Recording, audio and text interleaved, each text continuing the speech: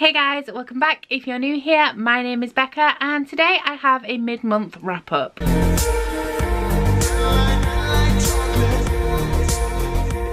So we are now in the middle of April. This is going up just a couple of days after the middle of the month. But today I'm going to be talking to you about all of the books I've read in the first 14 days of April. So as you guys know, every month I do Bookopoly, and so I have a set of challenges for that. But this month I am also combining Bookopoly with all 12 prompts of the Elle's Magical Readathon. If you have seen a mid-month wrap up from me before, you will know that I don't do stats here. All of my stats will come at the end of the month. But guys, I am having an excellent reading month. I am on a reading roll. Not only am I reading loads more than I have to, I'm also thoroughly enjoying everything I am reading at the minute, which is just amazing. Now, while I have only finished 4 books so far, I am over halfway through a 5th that has around 900 pages in total, and I am about to start a 6th. So today I will be reviewing 4 books, letting you know what I'm currently reading and also letting you know which book I am starting next. So the first book I finished this month was carried over from March, so it is not on April's Bookopoly or for the Elle's Magical Readathon, but that is Scythe by Neil Shusterman. This is the first book in a young adult dystopian series that follows Rowan and Citra, who are apprentice scythes in a world where humanity has conquered death, and the only way that you can die is if a scythe gleans you. Now, they are taken on by Scythe Faraday, who takes his position as scythe very seriously. He believes that scythes should be morally just, and the only people who make good scythes are the ones that don't want to be them. However, not everyone is like Scythe Faraday, and some people just really love killing and revel in the bloodshed. Now, I gave this book 5 stars. I absolutely loved it. It does have a couple of small flaws, but I don't feel like that detracts away from how good this book is. This was so good that I Amazon Primed myself the sequel, even though I can't read it until at least May, but it was just, I was blown away. I loved it. I loved this book. So this deals with a lot of grey morality, and the main characters in this book have to deal with a lot of difficult decisions. In this world, every scythe has their own way of gleaning and their own system, and that is something our apprentices have to come to terms with. How are they going to kill people? How are they going to choose their victims? Are they going to be on the morally just side? Are they going to start to enjoy killing people? Are they okay with leaving their families forever and living outside of society? This world was absolutely fascinating, and I ate up every single detail that I got about the history, the setting, the politics. I just thought it was so fantastic. On the front of this book, Maggie Stiefvater has said that this is a true successor to The Hunger Games, and I have to agree, because when I was reading this, I got a lot of feelings that I got when I read The Hunger Games for the first time, when dystopian was new and exciting and fresh. So one of the reasons that I would compare this to The Hunger Games is that I felt like the world was fresh and unique, and it was really exciting and interesting to read about. And the other is that the writing style is very concise and straight to the point. There's not a lot of flowery descriptions in here. Everything is pretty much just telling you the story. This is a very plot-driven book, extremely fast-paced, and I just flew through it. Now, the couple of criticisms that I do have about this, one is like personal preference, and I would have loved to see this as an adult book where the themes of good and evil could have been explored in a lot more depth with a lot more complexity, but obviously that is a personal preference and not a reflection of the actual book. The second criticism I have is that there is an extremely unnecessary romance in this, and I have to admit that I was rolling my eyes every time something romantic was hinted at. However, if you guys don't like romances in books, I know a lot of you are really tired of seeing romance forced into young adult books. I can confirm that it is very minuscule. It's kind of hinted at, and then there's one annoying sentence like right at the end of the book. But aside from that, the romance isn't really present, and people have told me in the comments of my vlog that there is no romance in Thunderhead at all. So if that has been putting you off this book and this series, then I would say give it a go, because I don't think the romance is that present or distracting. It's a little annoying when it crops up, but it definitely does not take over the story. The second book I read was also a 5-star, and that was You by Caroline Kepnes. Now, this is an adult thriller that puts you in the mind of our main character Joe, who works in a bookstore. While he is working one day, a girl called Beck walks in, and he instantly becomes infatuated with her. This book is so creepy. Like, seriously, creepfest from cover to cover, and I absolutely adored it. So like I said, you are in the head of our main character Joe, and the reason this book is called You is because it is told in second perspective, so he is addressing you as though you are Guinevere Beck. Now Joe's infatuation quickly turns into stalking, so the fact that you are the person being addressed in this narrative definitely adds that extra creep factor, and my skin was crawling through some of this, and that is one of the reasons that I loved it the most. Aside from that, this book is a complete mindfuck because you are in the head of a stalker and you are rooting for him every single page. His love interest really irritated me. There's a lot of push and pull in this. She's playing him hot and cold all the time. There is like a relationship in this. She's the worst. Honestly, I really don't like her. And even though she is the victim of an obsessive stalker, I still wanted him to do better because I'm in his head. And some of the things that he says are so relatable. There were parts of this book where he would be rationalizing things.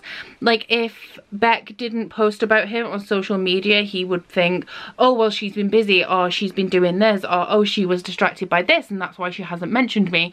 And it just reminded me of being a teenager and really liking somebody when they don't like you, and the things that you tell yourself to make yourself feel better instead of spiraling into this like deep depressing pit of, oh my god, it's me, I'm awful, nobody likes me. There was just aspects of this that were so relatable, and because the narrative is so compelling, I was really rooting for Joe. I really like Joe. Obviously, the rational part of my brain knows that he's a stalker, but just being stuck inside his head and hearing his thought processes was insightful. I loved this so much. It was just so compelling and engrossing. And while the second person writing style took a little while to get into, it wasn't long before I couldn't stop turning pages. I'm now just over halfway through the show and I'm enjoying it. I expected it to be better from what everybody said about it, but I do think it's really good and I'm excited to wrap that up sometime soon as well. So after 2 5-star reads, we had something that was slightly disappointing, and you guys aren't going to be happy with me. This is a well-loved book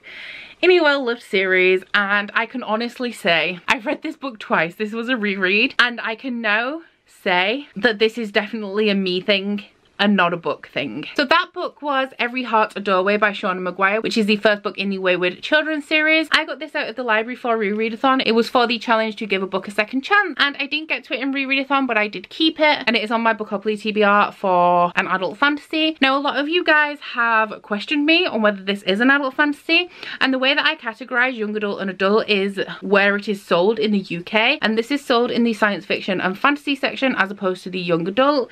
It is also published by Tor as opposed to Tor Teen, and I did actually do a Google after I got a couple of comments, and the first thing that came up said that this is not explicitly young adult, it is just very relatable to a young adult audience. So I think adult fantasy was the right place to put it. So if you are unfamiliar with this series, this is an adult fantasy that follows children who have been to Portal World and have had to return for some reason. In this particular instance, we are following a girl called Nancy who has just returned from an underworld, and her parents have sent her to Eleanor West's Home for Wayward Children, which is a place where children who have been to Portal Worlds and desperately want to go back can go to sort of come to terms with the fact that they may never find their door again and go back to the place that they consider home. I gave this 3 stars, and there are things that I enjoy about this.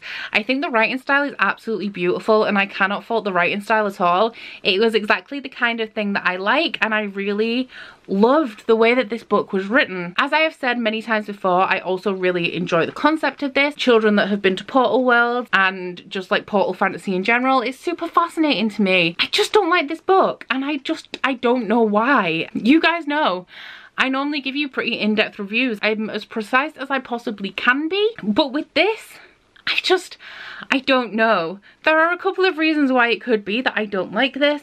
One is that it is short, and you guys may have heard me say before that I'm just not really a huge fan of short fiction. Another thing it could be is that there is a murder mystery storyline in this, which I feel kind of comes out of nowhere. The pacing seems to be a little bit off, but essentially this doesn't gel with me. I'm not really interested while I'm reading it. Like I've said before, I will read the second book in this series. I've reserved it from the library. I'm gonna go pick it up. I'm gonna carry on and see whether it is just the first book that I don't like, because I believe every book in this series takes place in a different part of the world, whether it's the real world or a portal world. I think there's a good chance that I would enjoy other books in this series. The first one is just really not for me. The last book that I have completed in April so far is A Closed Uncommon Orbit by Becca Chambers. This is the second book in the Wayfarers trilogy, and it is an adult character-driven science fiction that follows two main characters in two different timelines. Now, the Wayfarers trilogy is a series of companion novels and follows completely different characters. However, they do slightly connect. I'm not sure if the second book connects to the third, but I do know that both of them connect to the first one. So I can't tell you too much about one of the characters in this because of spoilers for the first book, but what I can say is that following the events of the first book, The Long Way to a Small Angry Planet, one of the main characters has had to be rehomed, and we are following her as she adjusts to her new situation. Our second character is a very minor character from the first book who lives on one of the planets we visit in The Long Way to a Small Angry Planet, and she is a technician who is very good at fixing things. So the two timelines that we follow, one follows directly on from The Long Way to a Small Angry Planet, and the second one takes place around 20 years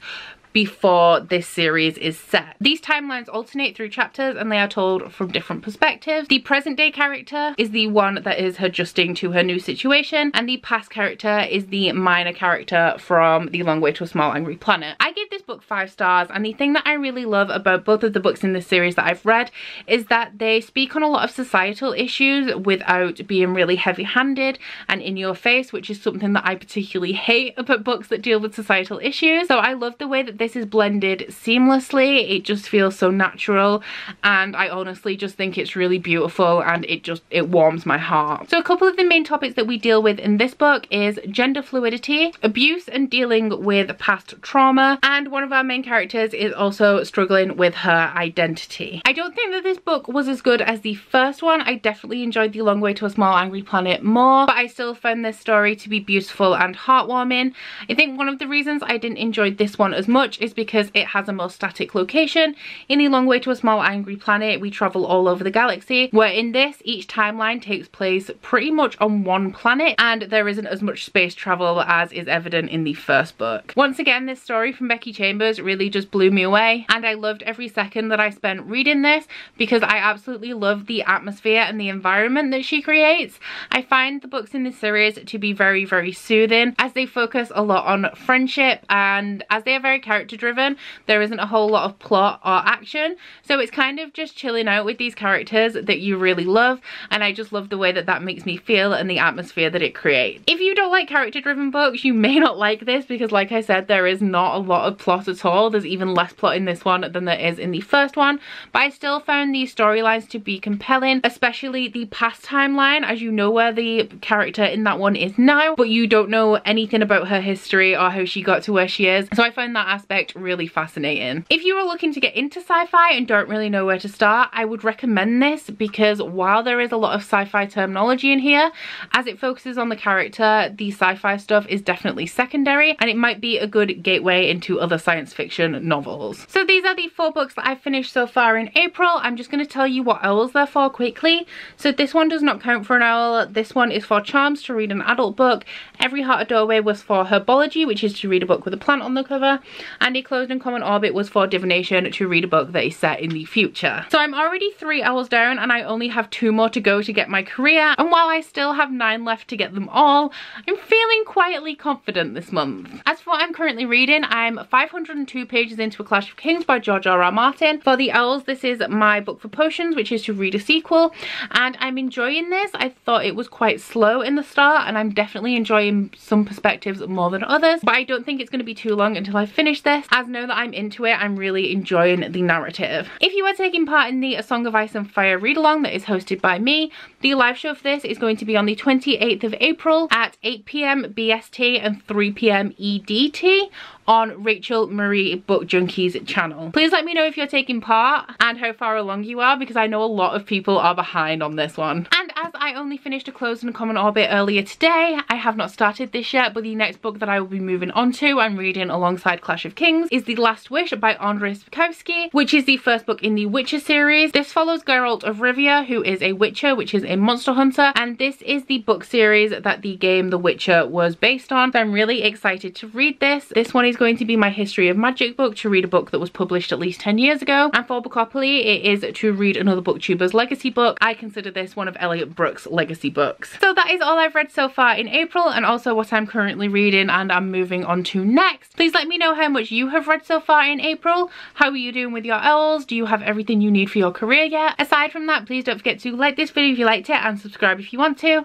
If you head into my description box, you'll find a link to my Goodreads, Instagram and Twitter if you'd like to follow me on any of those, as well as a link to my Bookish body butter and candle website, the Instagram for that, and a 10% off discount code. But that's it from me today. Bye! Oh, you bite your friend like chocolate. You say you'll go where nobody knows, with guns hidden under our petticoats. We're never gonna quit it, no, we're never gonna quit it, no.